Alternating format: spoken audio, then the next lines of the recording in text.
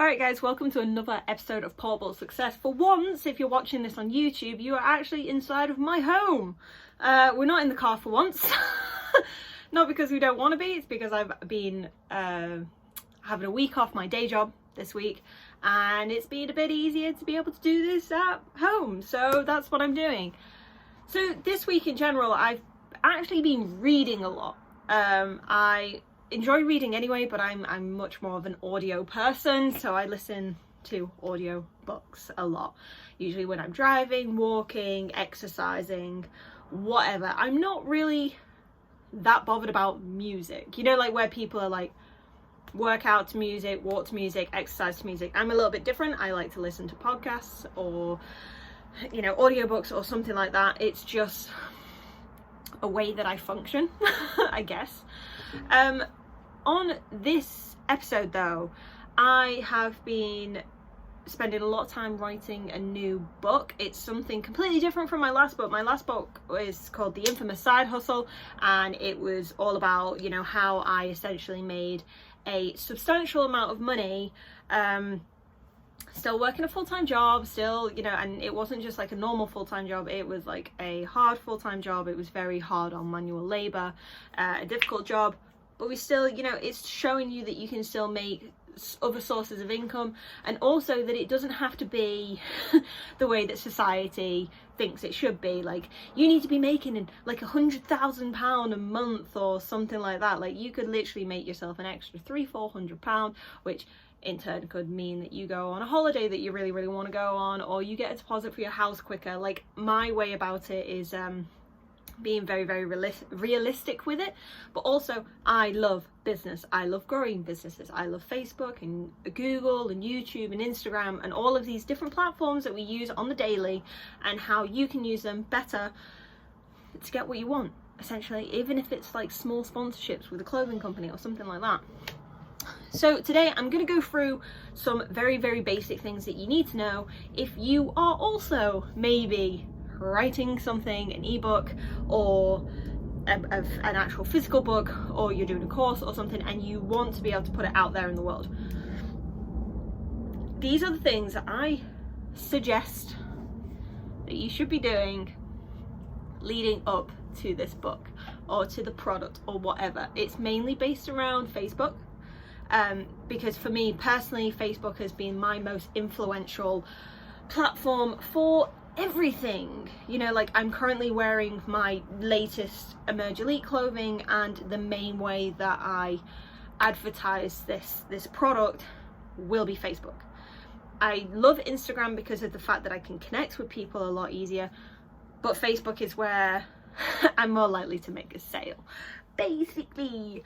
So I'm going to talk to you about copy. So this new book that I'm writing at the minute is all about copy. It's all about copywriting, advertising material, how to, you know, do A/B testing. We'll go into A/B testing because to me that was a very big change in my marketing strategy, which actually helped me make a sale.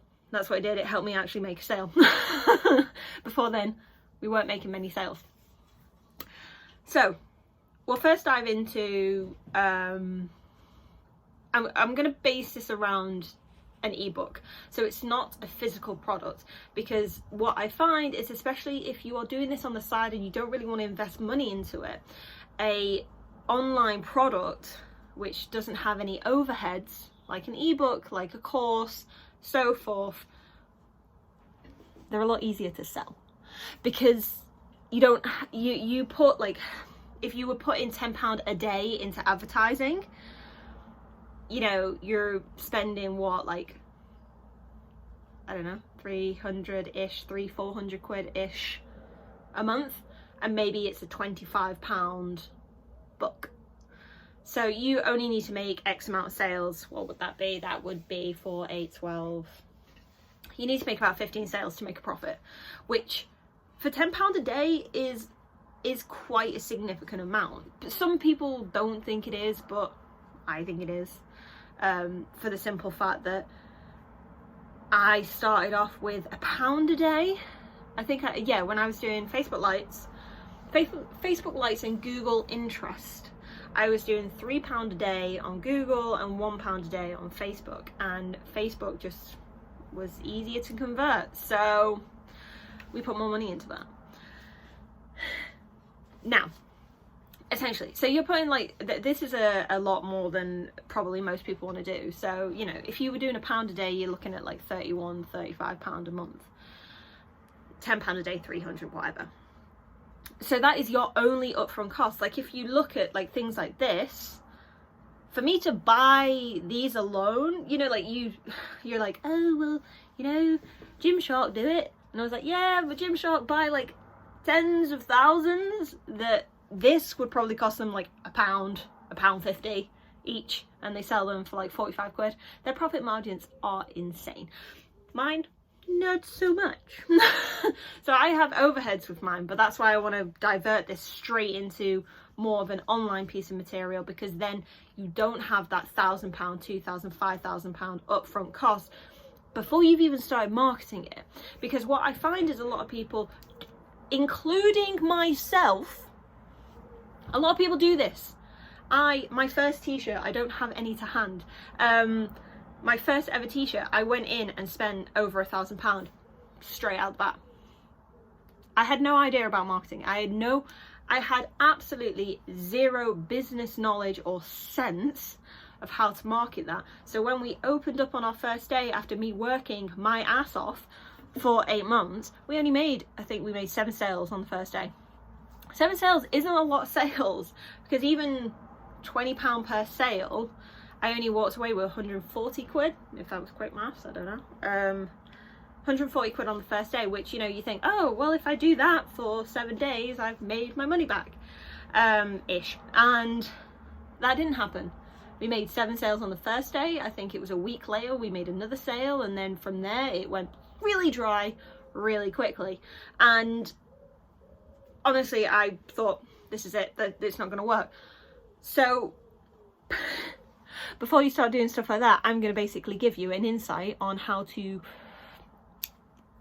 effectively be able to market and test and be able to do things before actually sending out any product. So the first thing that I want you to do, if you have time, you know, if this is actually something of an interest of you, is, so your whole book or your course or whatever, I don't know why I did that, you know, like it is a course. I think it's because there's so many courses. If you can't see me, if you're only listening to this, I'm doing the little like finger thing that's kind of like there are so many courses out there, and that is a whole different subject, and we're not getting into that today. So if you have a book, usually books are anything above 10,000 words. I would probably go between 10,000 and 30,000 is a decent sort of book if you want to sell it from any price range between £10 and £30. That is my own personal opinion. You don't have to keep to that. I know people who are selling books that are like a fraction of that size for like $70, $80 because of the information that's in them. So it's kind of how you want to interpret that. How much value do they get out of that? It means how you price it. So the first thing that you kind of want to do, especially if you've never ever done this before, and this is a pretty key thing, is if you can find a sub-subject to whatever you're writing about or whatever you're trying to do, and write a very small 1,000 to 4,000 word document on a particular thing. So like for me, I have copy. So my entire book is around copywriting and how to essentially find your ideal clients, how to put your stuff in front of them, how to write in order to connect with them. There are a lot of sub-subjects in there, and the subject that I've gone into is A/B testing, because A/B testing is personally my favorite thing. And it's my favorite thing because it consistently keeps you going and it consistently keeps you working towards a certain goal. So I would write, well, I have already written a small document. I think it's 1,200 words. I have my computer right here. 1,257 words. So it's not very long. And it just goes into A/B testing, what it is, how you use it, and the best ways to go about it. I will go into this, so essentially you're going to get this little document in words today. But that is what I call that is a lead gen let me start again. A lead generation funnel, okay? And all that means, oh God, I've got to leave. I'm going to be late. All that means is that it is the beginning of a funnel. So the way that everyone wants to talk about everything this day is that there is a funnel and everyone goes into the top, and as they go down, some people dip out and they go down into the funnel, and there's a conversion at the end. That's essentially what it is. So if you are starting with a product that you don't have an audience at all, you want to go down lead generation funnels and stuff like a small document on, you know, A/B testing, Facebook ads for beginners, whatever. You want to invest into that. And that, what you do is you spend, I think I normally go for £3 a day, but I have like 12 of them going, different ads, different things for different people. So ones, especially in business, you know, you're going to go after Tony Robbins, Gary Vaynerchuk, Russell Brunson, Simon Sinek, is it Mel Robbins is a good one as well. You know, those sorts of people. You're going to go after those sorts of interests. So that's how you find your ideal client, is by finding out who are the sort of people who are going to benefit from this. If they're not going to benefit from it, don't do it. Like if your article or whatever is based around A/B testing, and then you go against Man United fans, doesn't make any sense, does it? So don't do that. Now, copywriting, I mean, I've got an entire book that's coming out of it. Copywriting is not something that is difficult to learn. It is just something that can be difficult to do, because you need to be able to answer all these questions beforehand. You need to be able to answer, who is your ideal audience? Who are the sort of people that you want to target? How do they feel about it? What sort of point are they in the process? Are they beginning of the funnel? Do they have no idea about what the problem is? Do they know what the problem is but don't know what to do about it? Do they know about you and are a loyal fan? This is called hot, cold and warm traffic. And you've got to find out all that stuff. So the copywriting part is actually the easiest point of the entire thing, she says. And then you do A/B testing around it. So for an example, let's say that this is around my book, and I've got two pieces, I got two pieces of copy. They're exactly the same, but the only difference is in the first one I've changed the headline, and I've changed it to something like 15 things that agency owners don't want you to know about. And then the other one's just like, get your copywriting on point. You've changed that. Everything else is exactly the same. Image, content, text, the interest, everything's the same. So what you do is you try those for 72 hours, and then you change and adjust however it goes. But the thing is, you never ever change more than one thing at a time. So if you're going to change the content text, that is the only thing that you change. If you're going to change the image, that is the only thing that you are going to change. If you change the interest, that is the only thing you are going to change. So your A/B testing does that. So you've got two things. Let's say this one converted 10%, this one converted 3%. So your A converted 10%, that's still better. That is still the top dog. So you change your B, and then maybe B takes over. Now that's the new A, and your A, previous A, would now become B, and you have to change it again. That is essentially what you need to do. So that is a very, very basic. Obviously, if you want to know more about this, happily contact me on Instagram, Emily E. Topping, and we can talk about it more. This book is going to be coming out soon. It is a very, very in-depth book about everything that I do regarding copywriting and advertising, primarily on Facebook. Please, can I stress enough that it's primarily on Facebook? I've had other people get products before, and they've been like, oh, but I want to do it on Google. And I'm like, cool, I'm not as big on Google. I can tell you what I know, but I feel bad taking money off someone when it's not something that I'm kind of like an expert in.